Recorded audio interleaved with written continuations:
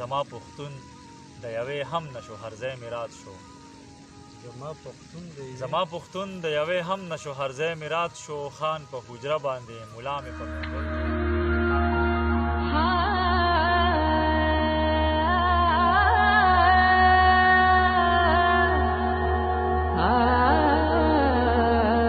سلامونه احترامات او نیکې پیرزوینې مې ومنې ډېرو ګرانو معززو ملګرو مینوالو زه مسرور جان پښتون د مسرور جان پښتون ادبي بنډار د لارې تاسو سره مخامخ یم په دې هیله چې روغ به یې جوړ به یې او ژوند ته به تازه د پروګرام مقصد مو د پښتو ژبې او ادب د پرمختګ او پراختیا لپاره هڅې کول دي نو په دغې لړ او په ننني بنډار کې راسره ګران او ادبي ملګری ښاغلی قیوم خان قیوم صاحب مېلمه دی غواړو چې دوی نه خوندور شعرونه او د دوی د ادبي هلو ځلو په اړه تاسو سره معلومات شریک کړو نو راګرځو د قیوم خان قیوم صاحب طرف ته او د دوی نه په خپله خپل تعارف او بیا ترې خپل یو انتخاب کلام هم اورو ښاغلی قیوم خان قیوم صاحب په خپل ادبي بنډار کې درته هرکلی او ښه راغلاست مننه جی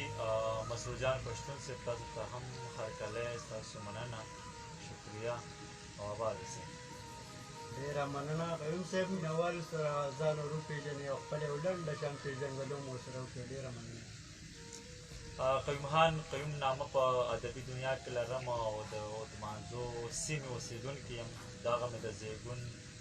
ځای دی د کال 2008 نه شاعري کوم او بیا په دغې لړ کې زه شاعرۍ نه بیا علاوه مې د نثر هم ډېر کار کړی دی تعلیمي لحاظ سره چې کوم دی 2014 دی یو ځل پښتو کې یو ځل اردو کې درس و تدریس سره چې کوم دی هغې سره اړیکه لرم تر دې دمه مې 3 کتابه چاپ دي چې په هغې کې 2 تذکرې دي او یو تحقیقي مقاله ده انشاءالله شعري مجموعه مې هم ډېر زر د مینوالو لاسو ته راشي ډېره مننه قیوم صاحب قیوم خان قیوم صاحب ژوند مو څنګه تېرېږي الله شکر دی الله ډېر لوی احسان دی ژوند خو خیر دې سخت وي ځکه چې په ژوند کې بلا سختې مرحلې راځي بلا کشالي وي پکې خو بیا په دغې سختو مرحلو کې په دغې کشالو کې چې تا ته برداري حاصل شي تا له خدای پاک همت درکړي تا کې جذبات وي چې دغې کشالو د دغې غمونو د دغې سختو د مقابله کې غټه خبره اصل کې دغه ده همت ونه بایلئ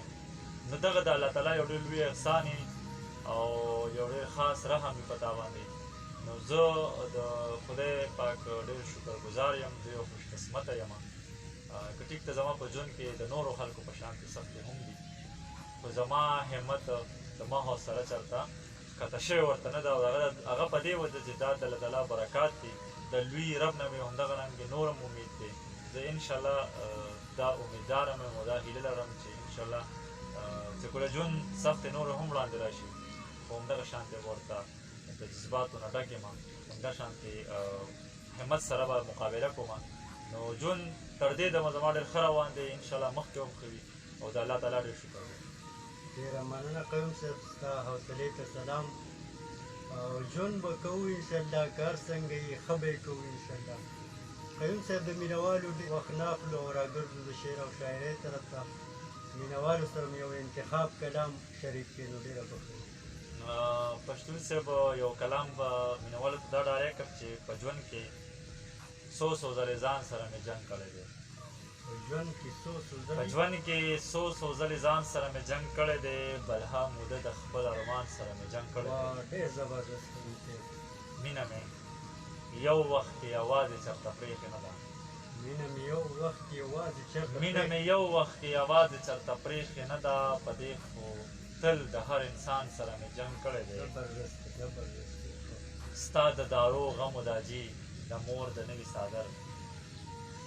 ستا د دارو غم و داجي د مور د نوي څادر په مزدورۍ خو نن د خان سره مې جنګ کړی دی او د خټو لوټو کور سړی یم نن خو مه راساسوي اوریځو تېر ځل د باران سره مې جنګ کړی دی او نن خو سپوږمۍ مه ځه نن وکړه راسره خبرې نن خو سپوږمۍ مزه نن وکړه راسره خبرې تا ته خفته د جانان سره مې جنګ کړی دی او اوس پې خفه یمه ورځم زه ترې بخښنه غواړم اوس پې خفه یمه ورځم زه ترې بخښنه غواړم چې بې ګناه د قیوم خان سره مې جنګ کړی دی ډېر زبردست ډېر ښکلی قیوم صاحب نو قیوم صاحب په یو کلام به د مینهوالو ادبي تنده ماته نه شي نو په یو بل کلام ورسره شریک کړي ډېره مننه به ستاسو بالکل یو کلام ورته بولي ویم مینهوالو ته او دا خو مینهوالو څه اورېدلی دی دا د ملګرو د مینهوالو غوښتنه ده دا به ورته ویم چې ستا انتظار کې د هجران د اسمان ور ووهو ستا انتظار کې د هجران د اسمان نور ووهو هغه ارمان مې لاړو مړ شو ستا نظر ووهو ډېر زبردست زما وطن که پردو وران که خپلو هم وران کړی زما وطن که پردو وران که پردو وران که خپلو هم وران کړی که یو به غر ته وهو بل به دې نښتر ووهو دا خو برداشت مې دی چې اوب قدرې مې هم ونه کړو دا خو برداشت مې دی چې اوب قدرې مې هم ونه کړو ګینینو ماله دلته هر چا سم ښه سر ووخو زما پښتون د یوې هم نه شو هر ځای مې رات شو زما پښتون د یوې هم نه شو هر ځای مې رات شو خان په حجره باندې ملا مې په ممبر ووهو زما پښتون د یوې هم نه شو هر ځای مې رات شو خان په حجره باندې ملا مې په ممبر ووهو او دا شعر دی چې څوک راسره نه تلل دا پته راته وه خو بیا هم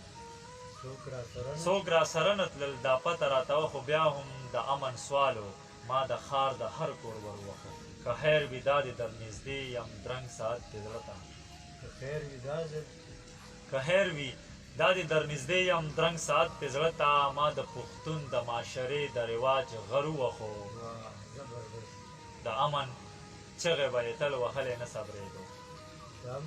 د امن چغې به یې تل وهلی نه صبرېدو زه ښه د چا خو چې قیوم ښه برابر ووهو دا و قیوم خان قیوم صاحب چې تاسو ته ډېر خوندور کلامونه واورېده نو زموږ نننی بنډار په همدې ځای پای ته رسېږي تر بیا هی چارې په لوی الله مو سپارم د الله په امان